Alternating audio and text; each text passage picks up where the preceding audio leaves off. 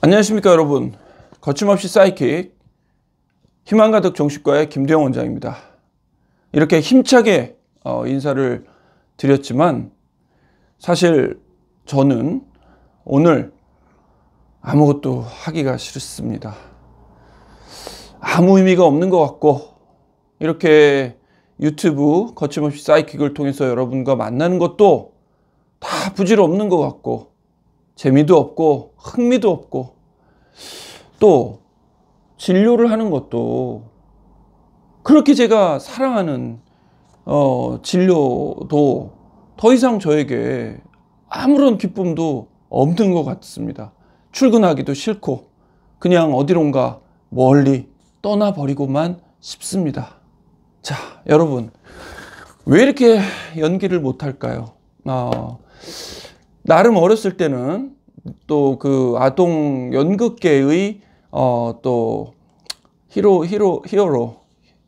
히어로였고 스크루지나 또 별주부전이나 이런 아동 연극의 나름 동네 스타였는데 어렵습니다, 여러분. 유튜브 오늘 여러분에게 전달해 드리고 싶은 메시지는 번아웃 신드롬입니다. 여러분 제가 이 영상 지금 초반에 말씀드린 거 혹시 오해하지 마시기 바랍니다.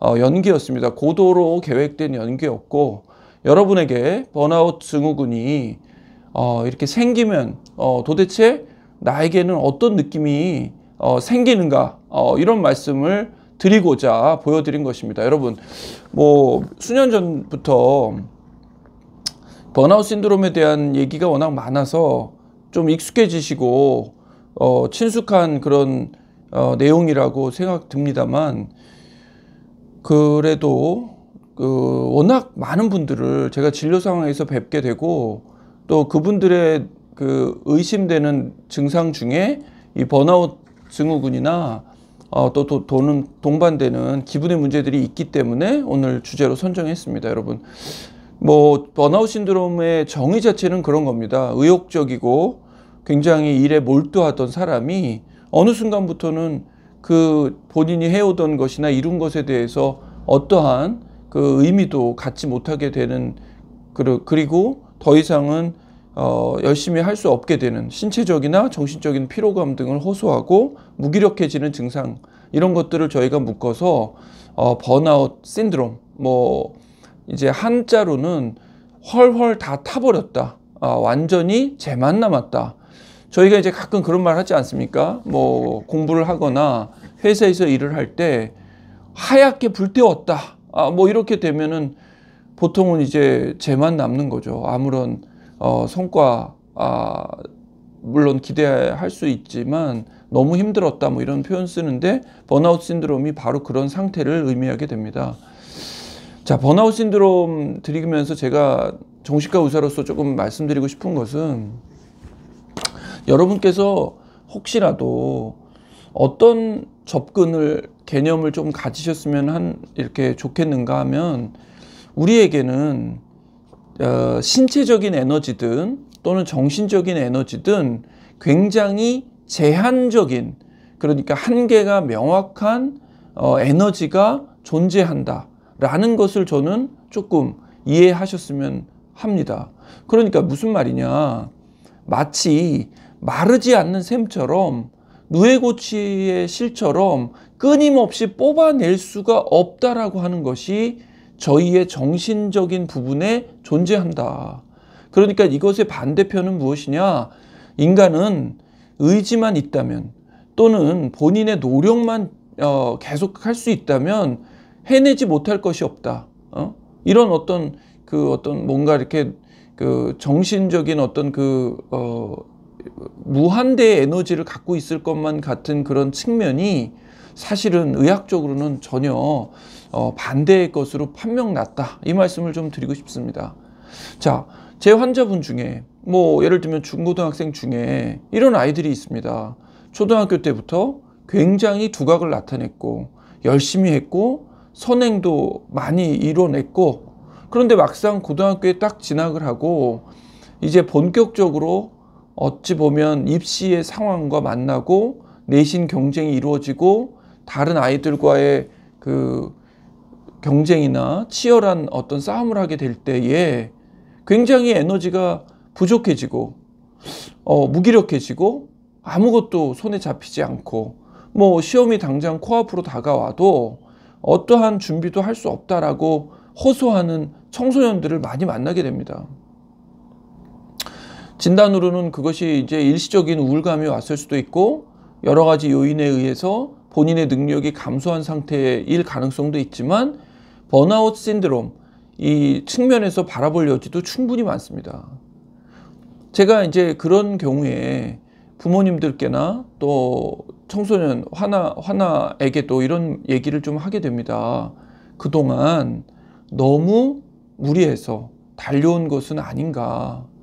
인간은 반드시 어느 순간에 자신을 돌아보게 되고 자신이 작아지게 되고 작아짐을 느끼고 다른 사람들과 비교하게 되고 그랬을 때에 에너지가 충분하다면 자신의 부족함을 넘어설 수 있는 노력을 더 하겠지만 그렇지 않다면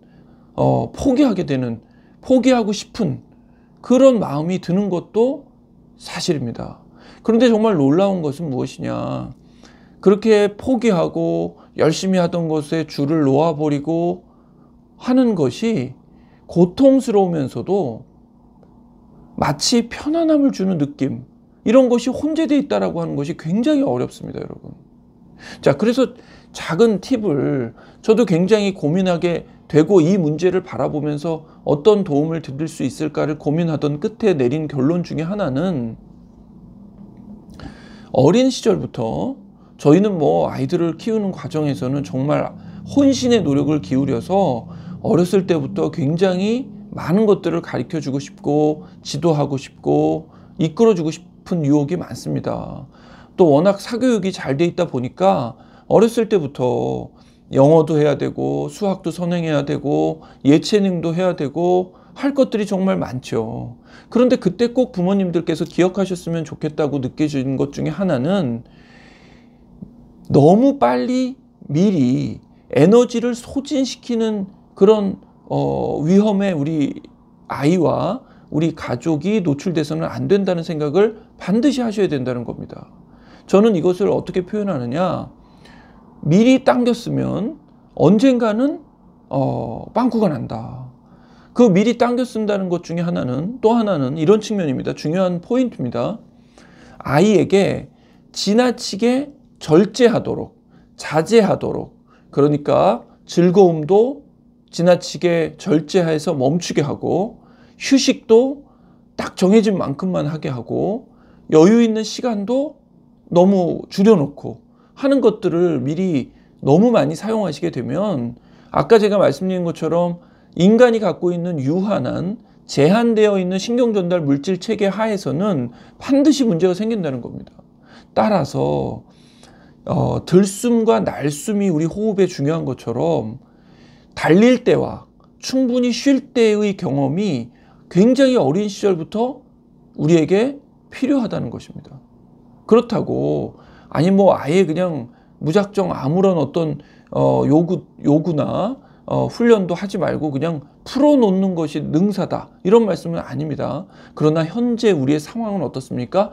너무 급하고 너무 빨리 달리고 그것이 우리에게 누적이 돼 있다 보면 고등학교 때가 됐든 대학교에 입학하고 나서 그동안에 내가 12년 동안 노력한 것의 결과물을 손에 딱 쥐고 모든 것을 다 얻은 것처럼 세상을 다 가진 것과 같은 상태가 되었을 때조차도 아무것도 하기 싫고 무기력해지는 그런 번아웃 상태에 도달할 수 있다는 위험도 우리가 알고 있고 대비해야겠습니다.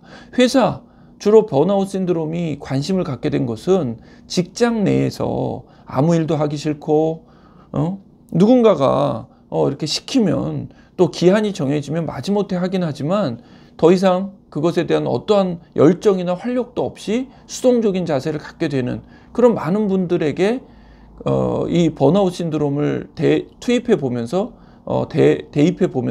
관심을 가지게 된 측면이 있습니다. 자, 그런데 여러분, 열심히 사는 것, 우리 물론 중요하죠. 그리고 우리가 열심히 산 이후에 또 그것과 동반되는 휴식이나 달콤한 그런 여가가 더 우리에게 또 중요한 부분도 있습니다만, 제가 최소한 진료실이나 우리 사회 현상을 바라봤을 때는 우리 모두는 사실은 너무 열심히 삽니다.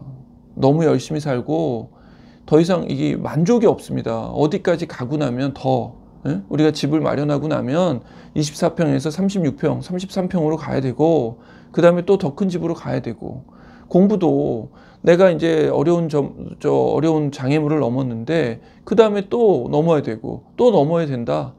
마치 반지의 제왕에서 끊임없이 저 산 너머에서 밀려 들어오는 그 괴물들을 바라볼 때 심정이 어떻겠습니까? 우리 아이들도 그렇고 우리 성인 분들도 이건 뭐 더 이상 이 끝나지 않는 전쟁을 내가 어떻게 이겨낼 것인가 하는 그런 압도되는 마음이 우리로 하여금 더 이상 전쟁에 참여하지 못하게 만들고 내려놓고 쉬고 싶게 만들지도 모르겠습니다.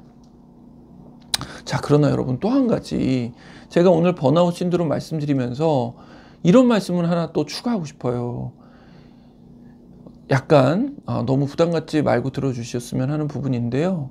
최선을 다하지 않았는데, 또 열심히 살지도 않았는데 번아웃이라니, 이런 생각이 들 때도 있습니다.